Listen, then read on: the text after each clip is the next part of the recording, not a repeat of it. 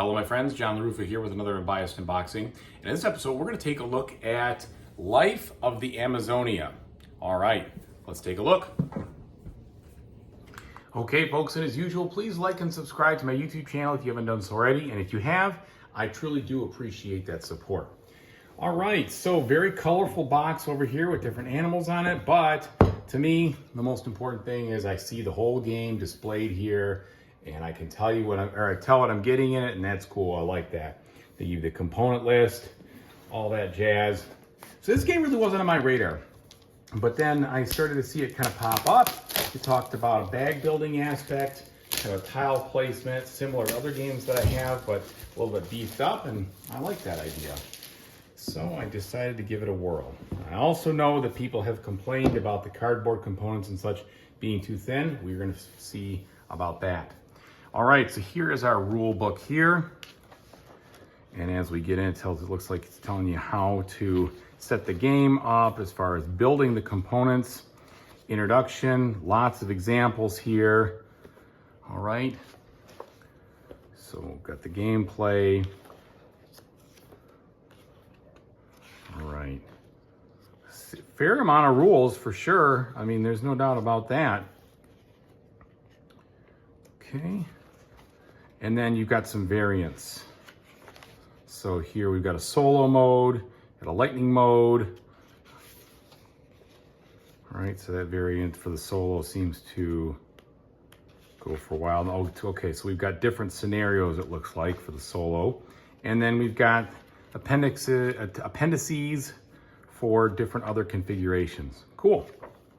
Okay, and then a lot of information there on the back. Now let's take a look at these cardboard components, see what we're dealing with here. Well, I could definitely tell you they definitely are thin. There's no doubt about that. I mean, these are, I would say, not even medium thin, but just thin. Probably as thin as I've seen. Hopefully that won't detract too much from gameplay, but you're gonna have to handle this thing with kid gloves. That's for sure. All right, that being said, it is nice and bright and colorful, which is cool. Yeah, I don't know why they chose to do that. Must have decided to save some money, but you know, I tell you what, that's not exactly what you want to do. Hopefully, again, don't have any problems with them, no creases or whatever, but for a tile laying gaming, I mean, you're gonna really have to be careful with these guys. Okay, I do like the way they look. It's certainly got a lot of pieces here. Maybe that's why they decided to do it, because there's so much content, I don't know.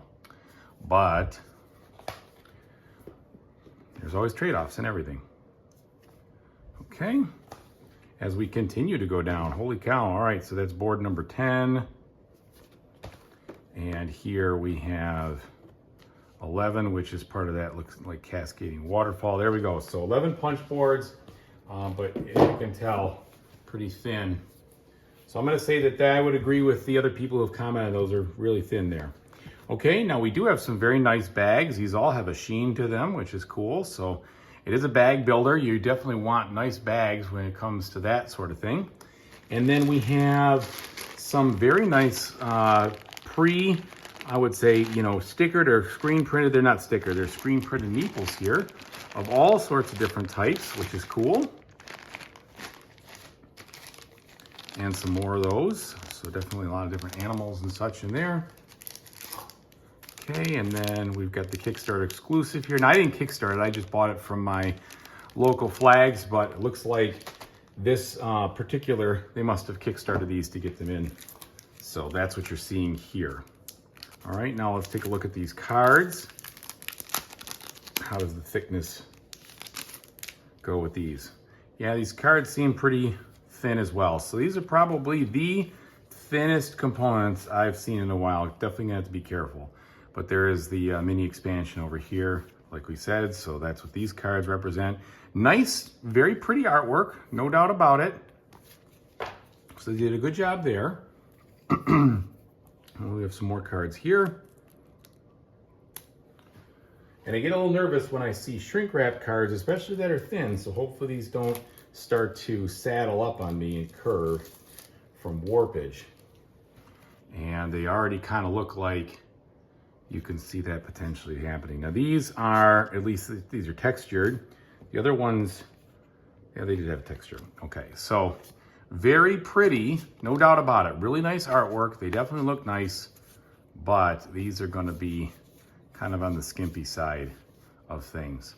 So you have some nice player aids here as far as your actions. You've got what looks like maybe a score, or not a score, but a turn counter with an A and a B side. So lots of very pretty cards and components, so I do like that. And we have our scoreboard over here. Score sheets are double-sided, so you get plenty of those. And then finally our other cards. And I can't venture a guess exactly on the bigger cards as far as the size, but these look like they're probably going to be the Euro mini size cards. If you are going to be sleeving them, which you know I will be, especially since they're so thin. All right, shrink wrap is arguing with me. Okay, here we go. So looking at these now, I hate spiders. Not as much as I hate snakes though, but we look like we have, again, very nicely illustrated, very colorful cards that you get the theme and some information on there, which is good. So all in all, I think they did a great job there.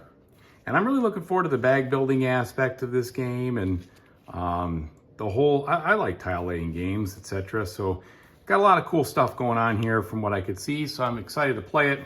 Just wish they had a little bit more sturdy components. Either way, thank you so much for watching. I really appreciate it. And whatever you decide to do in the future, I really hope you have a fantastic time doing it. Take it easy, everybody.